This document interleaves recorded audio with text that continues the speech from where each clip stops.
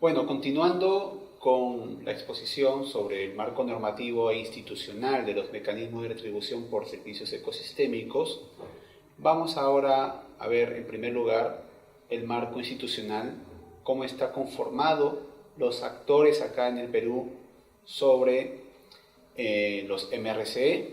Vamos a ver en el medio como el principal actor al operador de agua, a la empresa prestadora de servicio de saneamiento, EPS, y al lado de ellos vamos a ver, por ejemplo, al lado izquierdo, lo que es el sector del Ministerio del Ambiente, que es aquella entidad que aprueba las políticas públicas. Al lado derecho vamos a ver, por el lado del sector saneamiento, al Ministerio de Vivienda, Construcción y Saneamiento, que también va a aprobar políticas públicas, claro que con objetivos distintos. Sin embargo, como tema transversal, veremos a los MRCE. Continuando con estos actores, por ejemplo, en el lado izquierdo veremos a la Autoridad Nacional del Agua, que es una entidad del Ministerio de Agricultura y es el ente rector en temas de agua. Vemos que el comité gestor o la sociedad civil también es un actor muy importante para monitorear los acuerdos de retribución, y también otros actores muy importantes como el gobierno regional o gobierno local, que también invierten en infraestructura natural, o el Servicio Natural de Áreas Naturales Protegidas, SERNAN, así como también organismos internacionales que ingresan a hacer sus aportes, ¿no? También a veces apalancamiento para los MRCE, ¿no? Volviendo un poco al lado derecho, al sector saneamiento, veremos que también está la SUNAS, ¿no? Que es el regulador de las empresas de agua, donde nosotros fijamos la tarifa a estas empresas, donde tiene un componente sobre ecosistémicos. Y también veremos al Ministerio de Economía y Finanzas, que también es importante su intervención a través de la aprobación de normatividad para la formulación y ejecución de proyectos de inversión pública vinculados a los servicios ecosistémicos. En consecuencia, la interacción entre todos estos actores nos da el marco institucional acá en el Perú, que es bastante sólido porque está juntando a muchos actores, tanto así que son de sectores distintos, ¿no? Con el tema transversal de los MRC. Bueno, ahora vamos a ver la directiva de los MRC. En el video anterior vimos a la normativa principal, a la normativa de mayor jerarquía, leyes, reglamentos de ministerios, donde te dicen las principales normas sobre ecosistémicos. SUNAS, como regulador de las EPS, ha aprobado recientemente su directiva sobre este aspecto, señalando qué es lo que tiene que hacer una EPS para tener un ecosistémico, para tener tarifa para ello y para ejecutarlo. Es así que veremos que hay 3 etapas. Como advertimos, en una primera etapa es el diseño del MRC, una segunda etapa sobre cómo financiamos este MRC a través de la tarifa, y una etapa final que es la ejecución del MRC. Vemos que en la primera etapa, que es el diseño del MRC, se hablará entre distintos temas, por ejemplo, la asistencia técnica que le da la SUNAS a la empresa de agua para diseñar al MRC. Entonces, de este modo veremos que la EPS puede decir, ok, yo estoy interesado en conservar mis fuentes de agua, pero no tengo idea de cómo hacer un diseño de MRC. Entonces es allí donde un artículo de esta directiva señala que la SUNAS da la asistencia técnica a este operador de agua, sin perjuicio de que otras entidades públicas o privadas también lo puedan hacer. Esta etapa del diseño también va a hablar sobre el contenido del diseño. ¿Qué debe contener un MRC para que sea diseñado? Entonces, uno de los artículos de esta directiva te dirá estos requisitos o elementos que se tienen que cumplir para tener bien estructurado el diseño de un MRC. En lo que es el reconocimiento en la tarifa como segunda etapa, vamos a ver que la directiva señala cómo es que la EPS accede a esta tarifa para financiar estos proyectos, ¿no? Para financiar estos costos asociados a estas intervenciones. Entonces allí veremos que hay dos formas, que es a través del plan maestro optimizado o a través de una tarifa incremental en el medio de un quinquenio regulatorio, que más adelante explicaremos. La tercera etapa es sobre cómo ejecutamos este MRC. Entonces, la normatividad señala tres modalidades: por proyecto de inversión, por contrato con el contribuyente o la comunidad y también convenio contrato con una entidad privada creada por ley, ¿no? Que ya le hemos mencionado anteriormente. Bueno, veremos ahora cada una de las etapas. Acá está la primera etapa, que es el contenido del diseño del MRC, y acá es donde nosotros en la directiva hemos señalado 5 elementos. Primero, tienen que hacer un diagnóstico hidrológico rápido, DHR, y para ello se tiene como anexo 1 de la directiva la guía de DHR aplicada a EPS. Pero también es necesario señalar que toda vez que si la EPS requiere asistencia técnica para hacer su DHR o diseño de MRC, puede contar con las UNAS.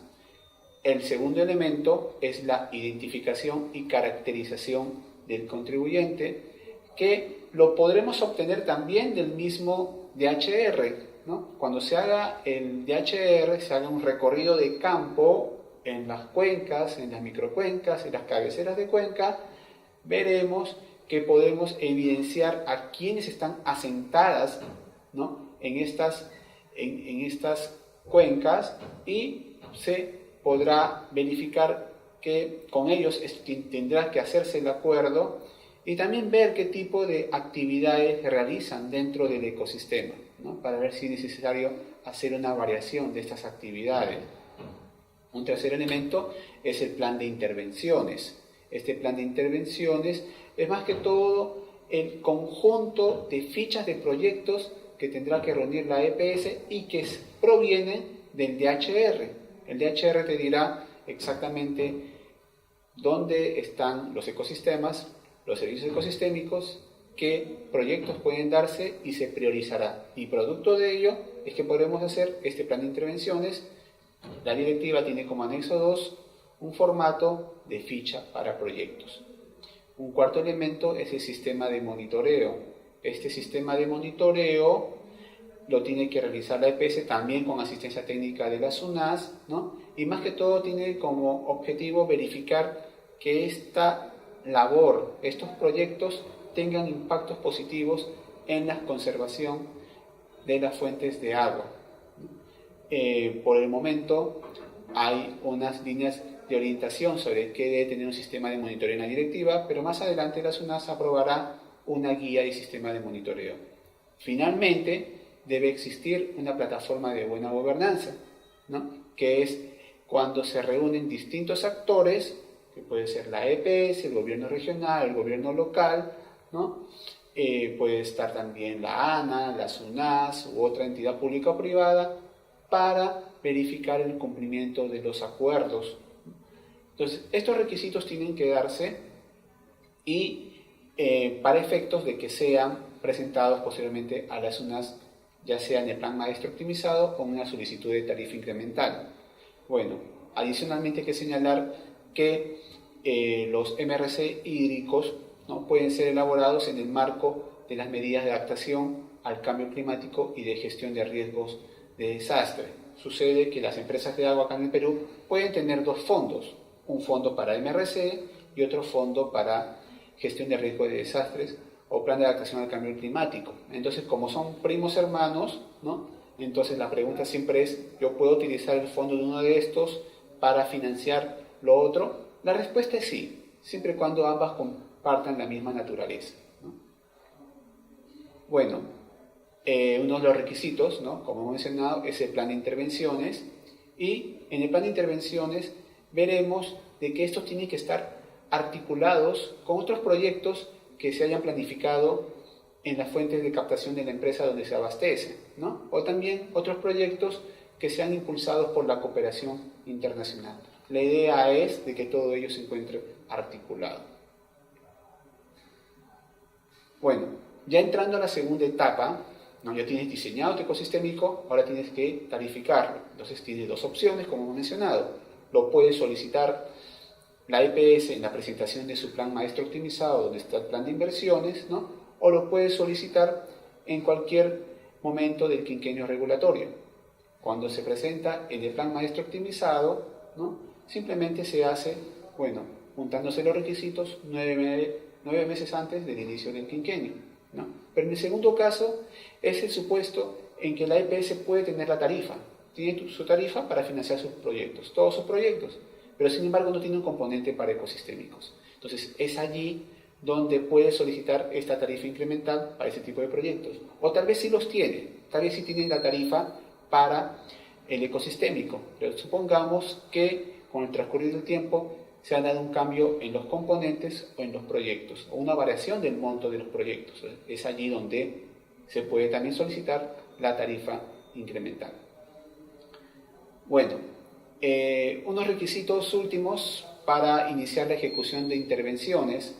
Entonces, acá veremos dos casos importantes, ¿no? Donde la empresa de agua posiblemente haya podido identificar su proyecto, pero lamentablemente su proyecto no haya sido incorporado al plan maestro optimizado, ¿no? Entonces, si bien le aprobó la tarifa, este proyecto no fue previsto en la tarifa. Entonces, en ese supuesto, requerimos que la empresa de agua pueda comunicarnos ese proyecto, ¿no? Para efecto de darle su conformidad. La finalidad es verificar la eficiencia de este proyecto, ¿no? Y también es necesario que se celebre el acuerdo. Recordemos que los ecosistémicos nacen por un acuerdo entre contribuyente y retribuyente. El contribuyente de la comunidad, el retribuyente la empresa de agua. Siempre tiene que estar este acuerdo. En este acuerdo es donde se va a señalar los proyectos, el cronograma de ejecuciones, de la entrega de retribución, entre otros, ¿no? Pero es necesario el cumplimiento de estos requisitos. Finalmente, vamos a ver las tres modalidades de ejecución, ¿no? Veremos que la primera, que es ejecución de inversiones, se tendrá que condicionar a la aplicación de la normativa del INVIARTP, antes SNIP, ¿no? En donde la EPS, una vez también formulado y ejecutado, puede tercerizar la ejecución. La segunda opción es el contrato con contribuyentes. Entonces, en este modelo de contrato se debe reconocer el costo de oportunidad del contribuyente, es decir, lo que ha dejado de hacer para dar o hacer esta nueva actividad productiva. Recordemos que el contribuyente puede haber estado haciendo una actividad de subsistencia, ¿no? Y el hecho de decirle que ya no puede hacer esto es un costo de oportunidad que se tendrá que retribuir. Finalmente, el tercer punto o modalidad es el convenio de contrato con entidades especializadas, que ya lo hemos mencionado, son creadas por ley y especializadas en fondos patrimoniales ambientales. Finalmente, es necesario señalar que la empresa de agua siempre es responsable de la administración y ejecución de los fondos. Por más que lo tercerice, nunca pierde responsabilidad. Y la SUNAS es responsable de la supervisión de la buena administración de estos fondos. ¿Okay? Creo que con eso es todo. Muchas gracias.